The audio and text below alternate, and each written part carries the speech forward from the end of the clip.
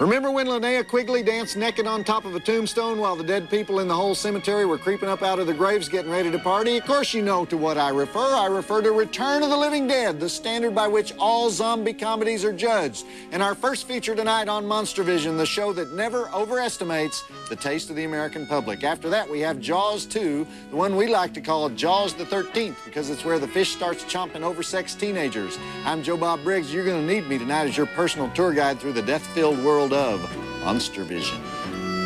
See Monstervision host Joe Bob Briggs next on TNT.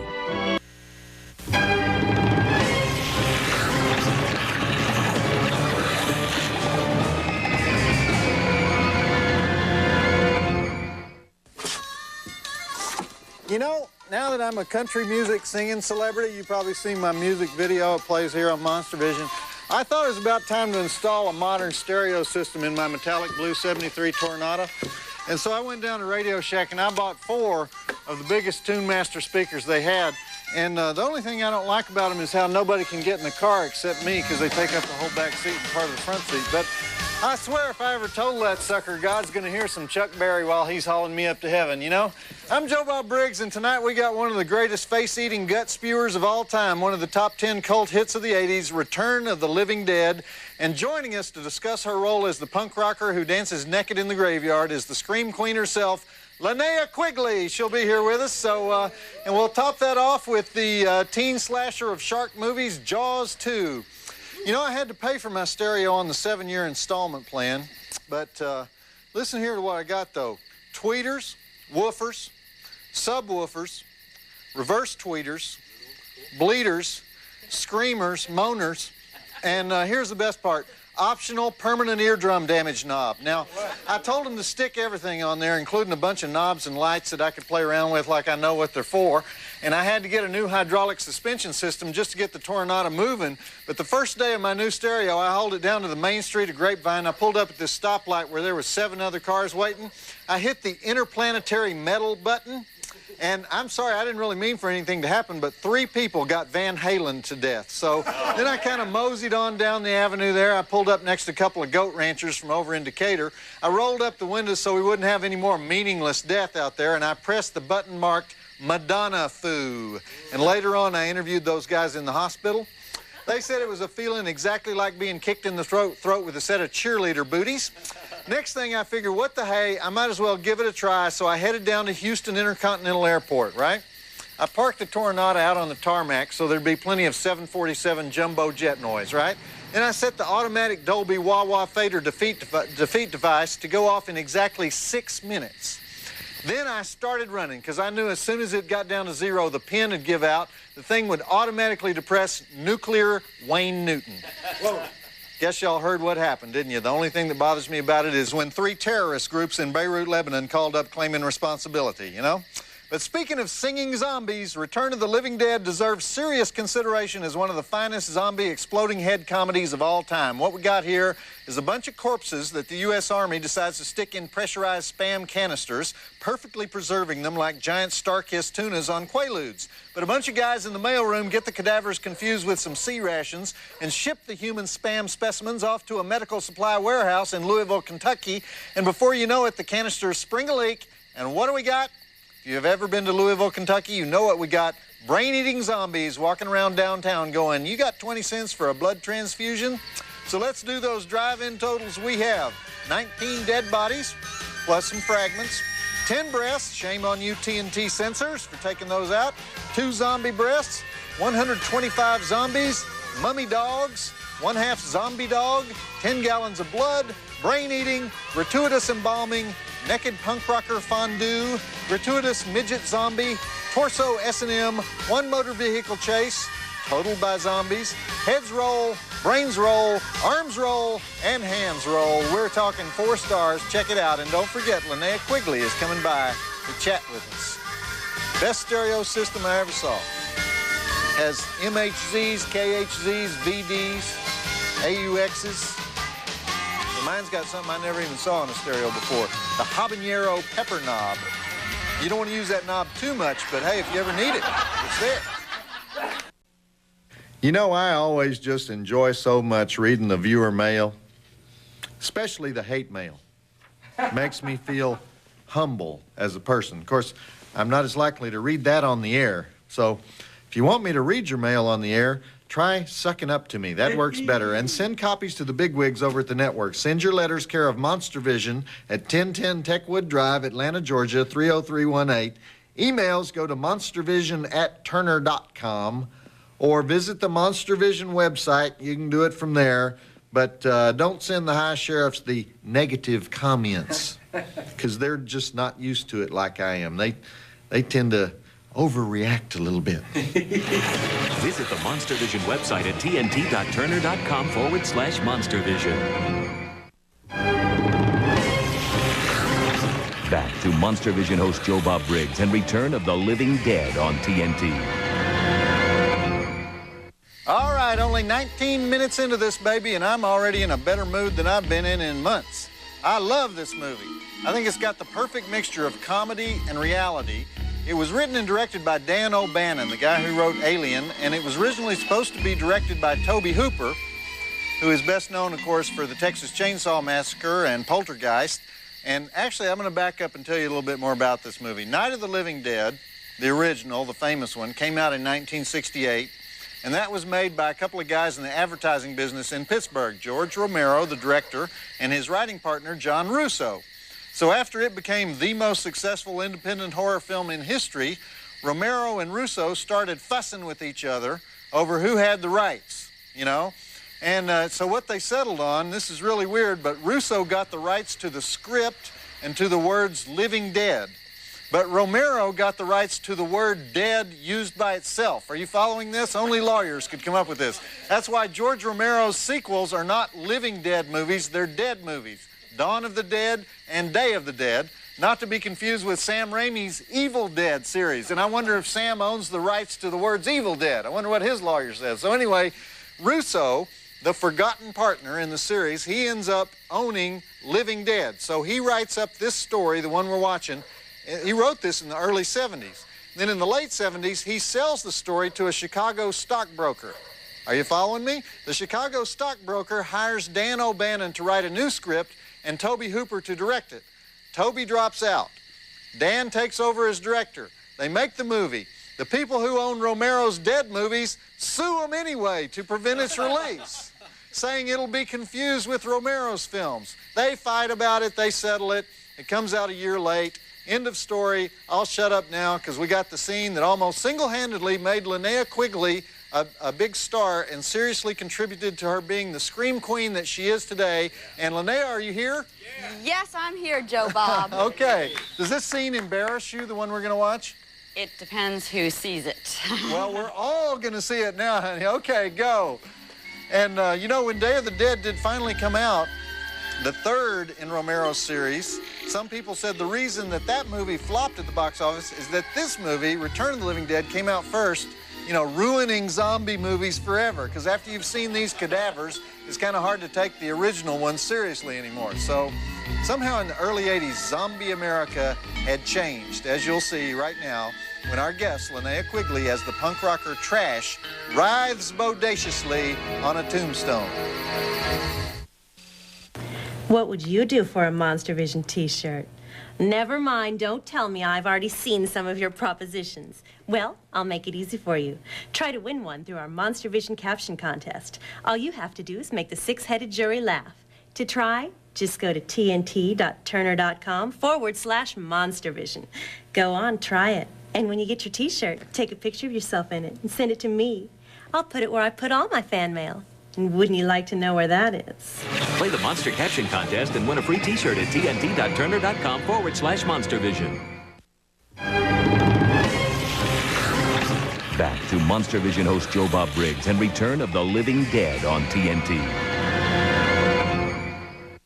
All right, that was the lovely Linnea Quigley rising to Scream Queen immortality by dancing naked on a tombstone, or as naked as we're allowed to show you here on TNT. And here with us tonight is the #1 Scream Queen in the world, a gal who's made almost 60 movies, the star of that scene, Linnea Quigley herself, you know? Wow, A lot of people remember that scene, and you must get asked about that all the time, right? Oh, yes. And when I tell them I'm the one that was on the tombstone naked, they're just like, oh, yeah.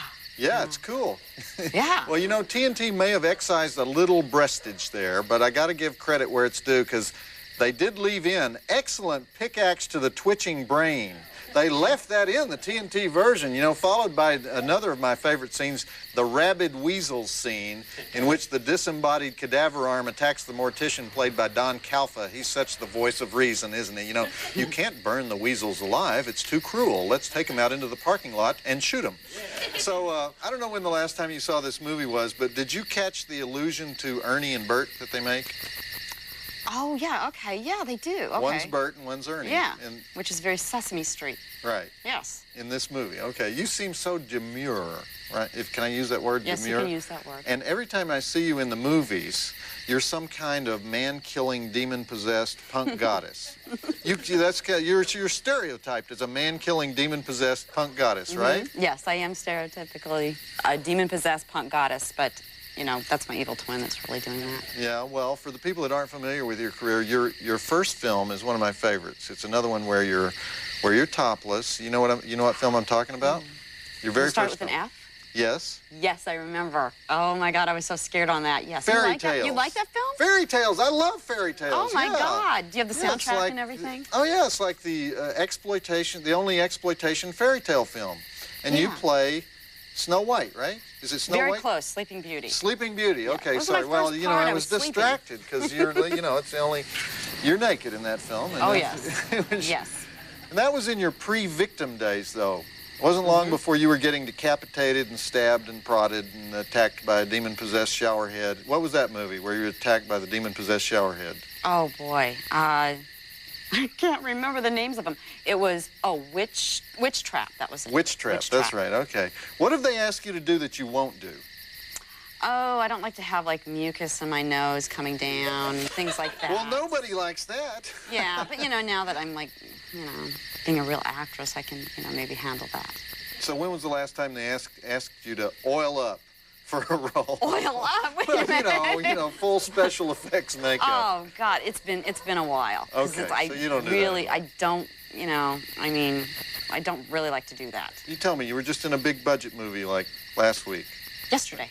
Yesterday? Yesterday, actually. What? Yeah.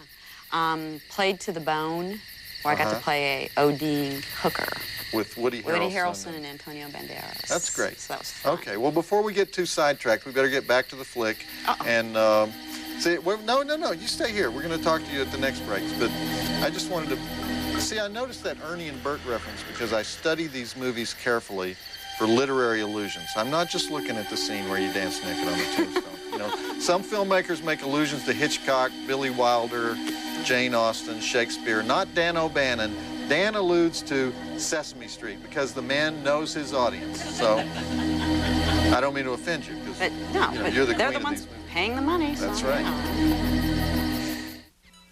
Hi, I'm Rusty, the Monstervision mail girl. It's not an easy job, especially when Joe Bob says something really annoying, and I have to deliver 20 times as many letters from Monstervision viewers. But don't worry, I work out 5 times a week to make sure I can handle anything you want to send my way. Come visit me at Monstervision website, tnt.turner.com/Monstervision, and I'll show you what I mean. See Rusty deliver the Monstervision fan mail to Joe Bob Briggs every Saturday night on TNT. Back to Monstervision host Joe Bob Briggs and Return of the Living Dead on TNT. Frankly, Bert, I think you acted precipitously in cutting up the corpse.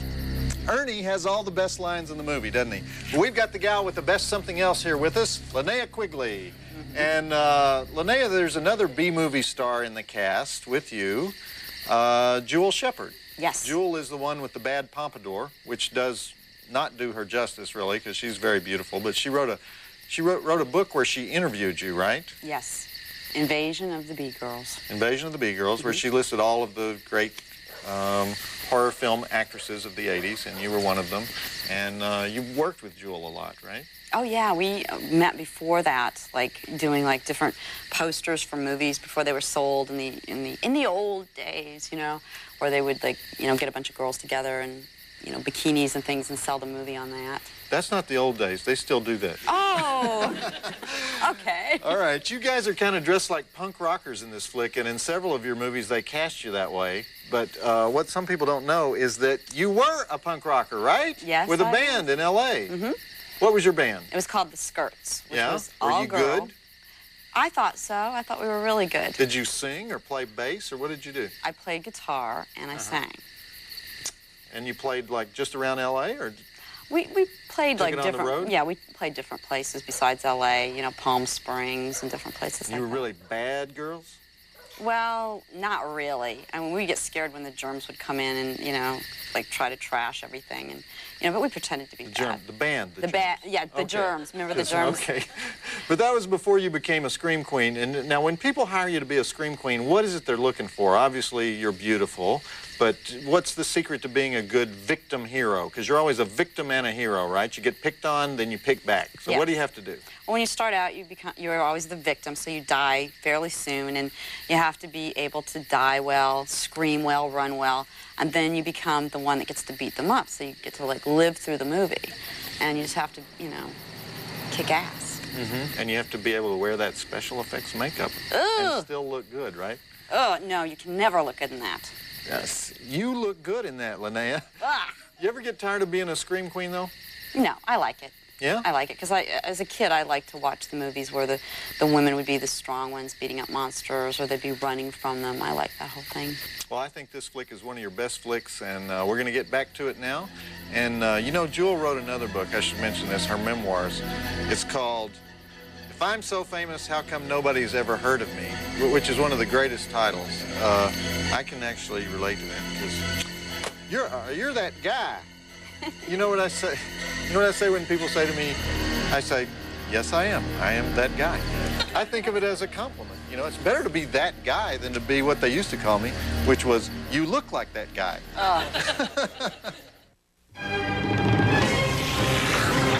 Back to Monstervision host Joe Bob Briggs and Return of the Living Dead on TNT.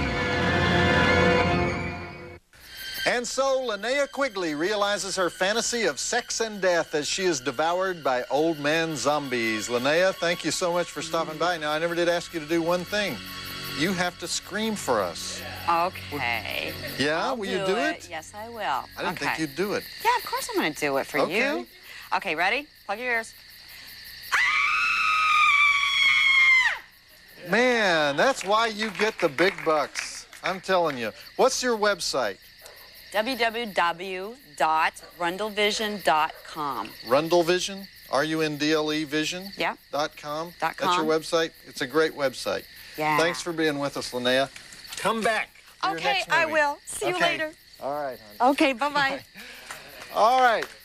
I should point out that in that scene we just watched, that's Tom Matthews as Freddie, who's now very upset that he's turning into the living dead. You may remember him as Tommy from Friday the 13th Part 6. He was also in Return of the Living Dead Part 2 as a different character, which is a whole other story. This movie here is definitely his tour de force, though. And while the zombies party down, this would be a good time to open up some viewer mail in what we call Joe Bob's Advice to the Hopeless. And here to help us out is the lively TNT mail girl, Rusty.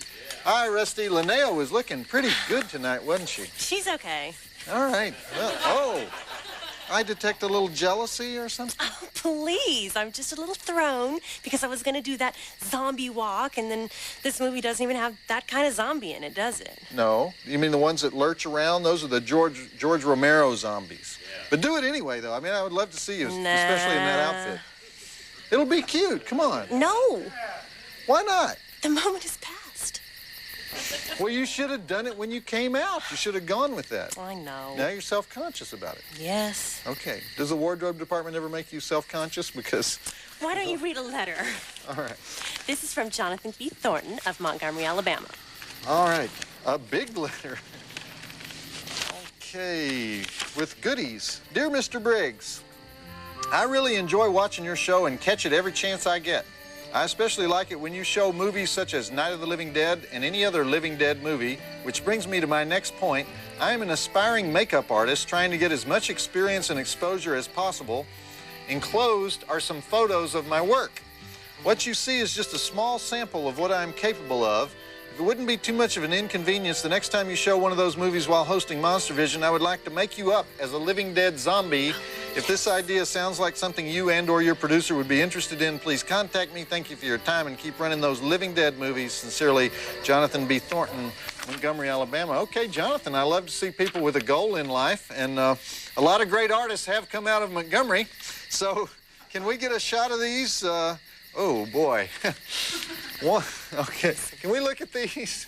You know, this is some serious zombie makeup that Jonathan is doing basically in the privacy of his home, and I'm telling you, oh, there's one of these that I don't think we can show on basic cable, much less on TNT. Looks like a dismembered member. Its membership was severed. I hope this is fake, Jonathan. Okay, very cool work, man, but I'll pass on that makeup job, though, because I can't stand icky stuff on my face. They had me in makeup 6 hours for The Stand, just so I could die realistically. You were in The Stand? Yes. You had the full killer flu makeup? Yes. Why don't I remember that? Well, I don't know. God, I watched The Stand twice. I don't remember you in it. Thank you very much. I'm in it. I'm in The Stand. You know, I'll have to watch it again. Well, don't do me any favors, you know? Do you see me in The Stand? Notice anybody in The Stand? You know, there are a couple of you out there who followed me throughout my career. I know that because I see you lurking around in the bushes outside my bedroom. So you may know about the Find That Flick contest I used to run in the newspaper.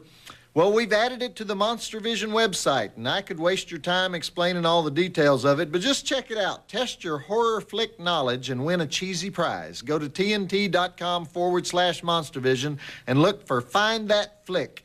And stop following me throughout my career. You're really starting to get on my nerves, okay? Visit the Monstervision website at tnt.turner.com/Monstervision. Back to Monstervision host Joe Bob Briggs and Return of the Living Dead on TNT.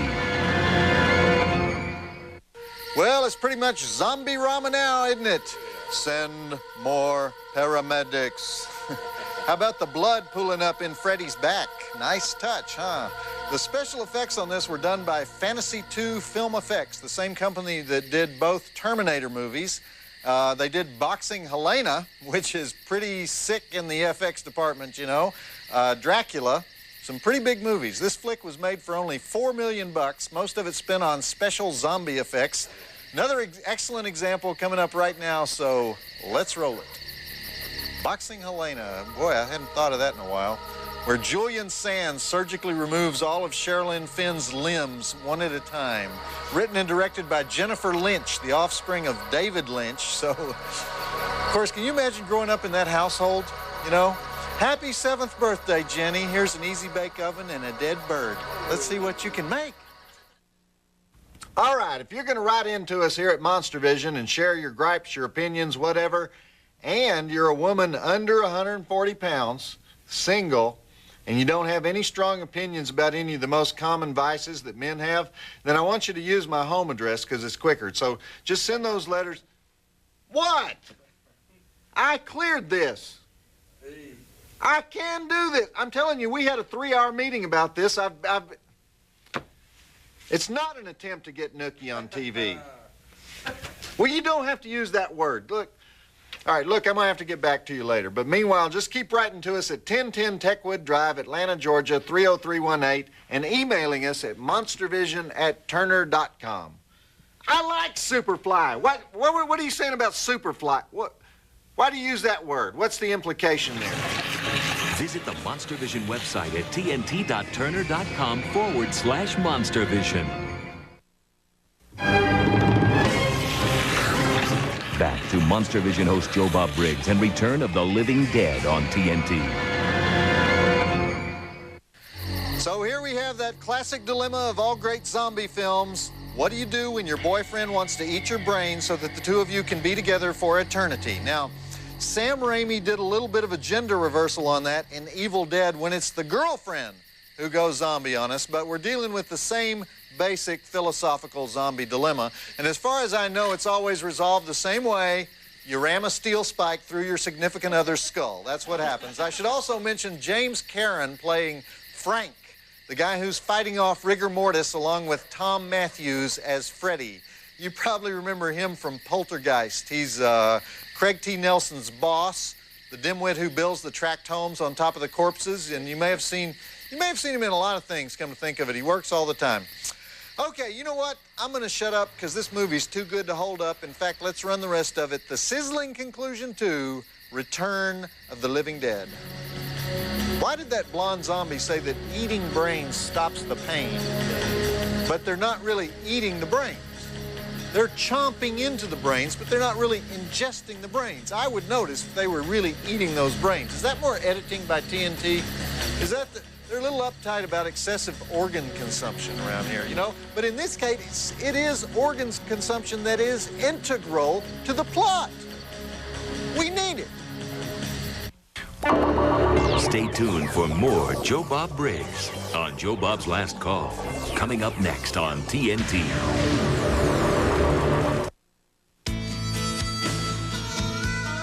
And now, Joe Bob's Last Call and Jaws 2 on TNT.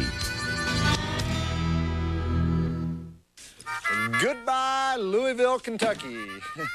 As far as I know, that's one of the few films in history to use Louisville, Kentucky as an integral part of its plot, and mainly it's to blow it up at the end. Actually, Louisville, Kentucky, when you think about it, is an integral part of the plot of The Hustler. Anyway, here's my interpretation of the end of that movie. I think they're saying that when the army nukes the place and the acid rain starts again, it's like the nuclear version of burning the zombie in the incinerator. Now, every dead thing within 100 miles is going to be hopping around like a chicken with its head cut off, including chickens with their heads cut off. So I'd hate to be in the frozen food section right now. But the guys who made the sequel didn't latch onto that idea, because part 2's just pretty much the same story where they find more of those zombies in the tuna cans. Okay, next week we only have time for one movie because it's one of those NBA big hoo-ha slam dunk nights. But after the game, we're showing The Gate, the kitty demon flick that stars the young Steven Dorff as the yard monster who opens a gate to hell in his backyard. I'm Joe Bob Briggs, and we got Jaws numero 2 coming up, which if you've ever been out to California and gone on the Universal Studios tour where they take you around on a little bus and show you how they made Howard the Duck and how it wasn't a real duck but a stuffed duck, and he didn't really fly through the air, but they hung him up by some invisible suspenders, stuff like that. Anyway, if you've ever been on that tour, then you know the highlight of the tour is when you drive through the city of Amity from Jaws, and then just when the tour bus starts over this bridge, this giant shark comes up out of the water and tries to eat you, and you think it's going to tump the bus over. But that's only because all the Iranian tourists are running over to the other side of the bus to take pictures of the giant shark to send back home to Tehran. And the only reason I'm telling you this story is because Universal Pictures has made approximately $974 billion on this fish, even though Jaws 4, The Revenge, was so bad the fish refused to eat several of the supporting actors. And the reason this fish made so much money is not necessarily because of the first original Jaws. It had mostly to do with Jaws 2, which kept the whole sequel deal going. It takes up where the first Jaws left off with everybody dead except Roy Scheider, but Roy starts noticing that people are dying out in the Atlantic Ocean with giant teeth marks in their brains, but the city council won't believe him, and Roy starts thinking, the shark's back, and you know what? The shark's got a disguise. Next thing you know, Roy's making him up some cyanide bullets, and you know what's next. Boom, boom, boom, boom. Tooth City. Let's get it going. We'll do the drive-in totals at the first break. Roll it. Richard Dreyfuss, he wasn't really dead at the end of the first movie, was he? No. So I don't know why they weren't able to bring back Roy. They were able to bring back Roy Scheider, but not Richard Dreyfuss.